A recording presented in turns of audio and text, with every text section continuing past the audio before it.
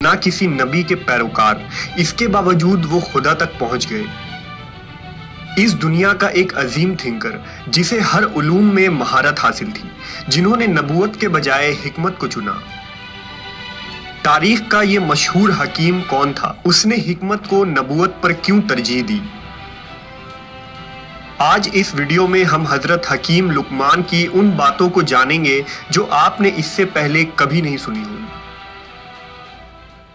3 شخص ایسے ہیں جن کا ذکر خیر ان کے نام کے ساتھ قرآن مجید میں آیا ہے اور جو نبی نہیں تھے، حضرت لقمان علیہ السلام، حضرت طالوت اور حضرت ذوالقرنین۔ ان میں سب سے بلند درجہ حکیم لقمان کو حاصل ہے، اس لیے کہ ایک مکمل سورہ، سورہ لقمان، حضرت لقمان کے نام سے موجود ہے۔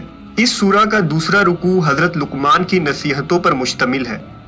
آپ کی نصیحتیں اللہ کو اتنی پسند آئی کہ اللہ نے انہیں قرآن مجید کی آیتوں میں اتار دیا۔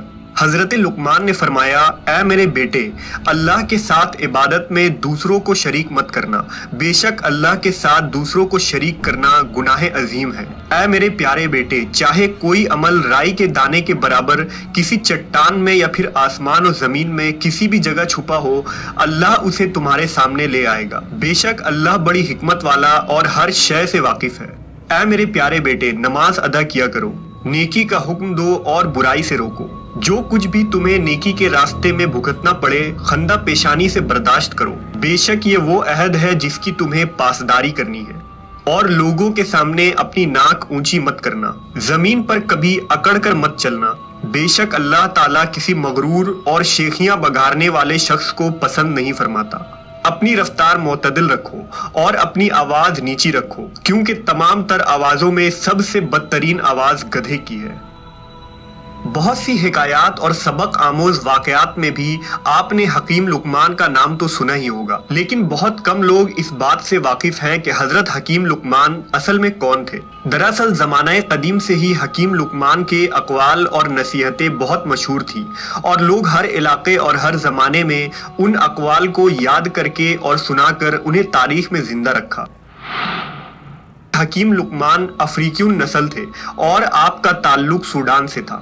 ایک روایت کے مطابق وہ حضرت ابراہیم علیہ السلام کے چچا کے اولادوں میں سے تھے اور حضرت ایوب علیہ السلام کے بھانجے یا خالہ زاد بھائی تھے۔ دوسری روایت سے پتہ چلتا ہے کہ آپ حضرت داؤد کے زمانے میں بھی موجود رہے۔ آپ افریقی نسل تھے اور ایک غلام کی حیثیت سے عرب آئے تھے۔ روایت میں آتا ہے کہ آپ شکل و صورت کے اعتبار سے اچھے نہیں تھے، یعنی عموماً جیسے افریقی لوگ سیاہ رنگ کے چھوٹے قد کے ہوتے ہیں، آپ کی ساخت بھی کچھ اسی طرح تھی۔ لیکن آپ حکمت و دانائی کے سمندر تھے، جیسا کہ تابعی سعید بن مسیب نے ایک حبشی سے کہا تھا کہ تو اس بات پر غمزدہ نہ ہو کہ تو کالا حبشی ہے، اس لیے کہ حبشیوں میں 3 آدمی دنیا کے بہترین انسان ہوئے ہیں، حضرت بلال حبشی، حضرت عمر فاروق کا غلام مہجہ اور حکیم لقمان۔ روایتوں کے مطابق حضرت لقمان نے حضرت داؤد علیہ السلام کا زمانہ پایا تھا اور بنی اسرائیل میں قاضی بھی رہے۔ آپ کا زمانہ 3000 قبل مسیح کا ہے۔ اللہ نے حضرت لقمان کو وہ چیز عطا فرمائی تھی جو اس زمانے کے انسانوں میں سے کسی کو عطا نہیں ہوئی۔ اللہ نے انہیں 100 انسانوں کے برابر عقل و ادراک عطا فرمایا تھا۔ حضرت لقمان کے متعلق لکھا گیا ہے کہ اللہ نے انہیں جڑی بوٹیوں میں خاصیت کا علم بھی عطا کیا تھا۔ حکیم لقمان نے علم طب یعنی میڈیکل سائنس کی بنیاد بھی رکھی تھی۔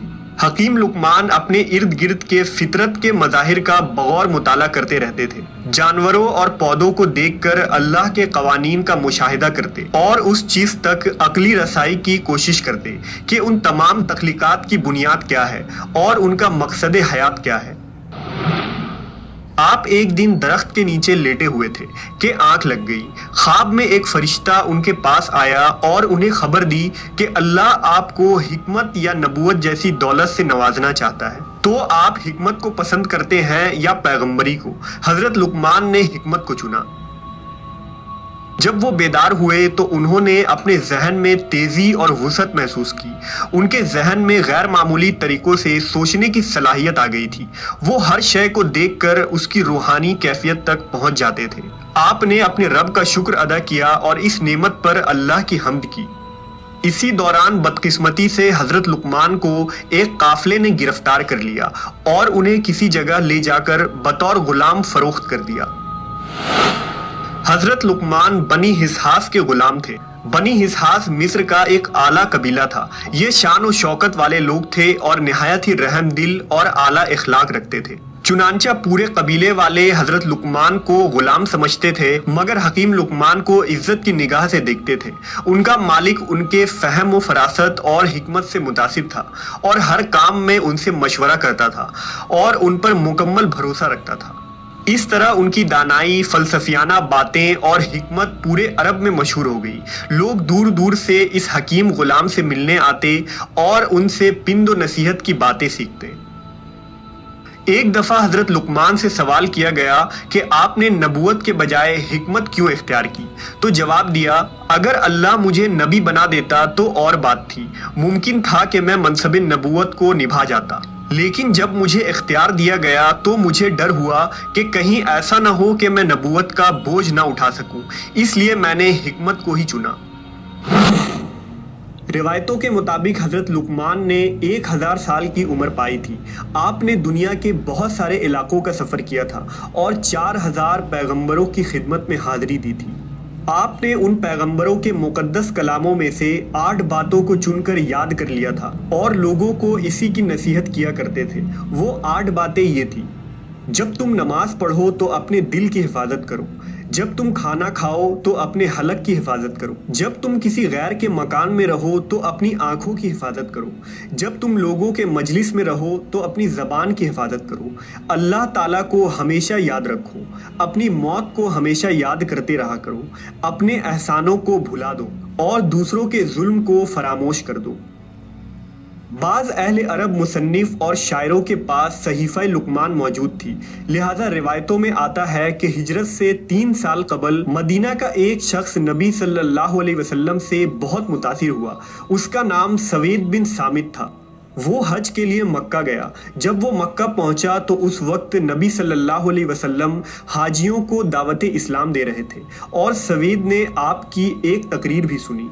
इसके बाद उसने नबी से मुलाकात की और कहा, आप जो बातें पेश कर रहे हैं ऐसी ही चीज़ मेरे पास भी है। आप सल्लल्लाहु अलैहि वसल्लम ने पूछा, वो क्या है? उसने कहा, सहीफ़ा लुकमान। फिर उसने नबी के कहने पर उस सहीफ़े के कुछ हिस्सों को पढ़कर सुनाया। आप सल्लल्लाहु अलैहि वसल्लम ने फरमाया, ये बहुत अच्छा कलाम है, मगर मेरे पास जो कलाम है वो इससे भी बेहतर है। इसके बाद आपने उसे कुरान सुनाया। सवेद ने कुरान सुनकर कहा, बिलाशुबा ये सहीफ़ा लुकमान से बेहतर है। हज़रत हकीम लुकमान के बहुत सारे मुख्तसर वाक़यात, नसीहतें और अक़वाल मशहूर हैं, जिन्हें ज़माने कदीम से लोग ज़बानी याद किया करते थे और हर ज़माने में मुंतक़ल होता रहा। आज उन वाक़यात और नसीहतों को बहुत सारे किताबों में जमा किया गया है, जिसे हर शख्स को अपनी ज़िंदगी में एक मरतबा ज़रूर पढ़नी है।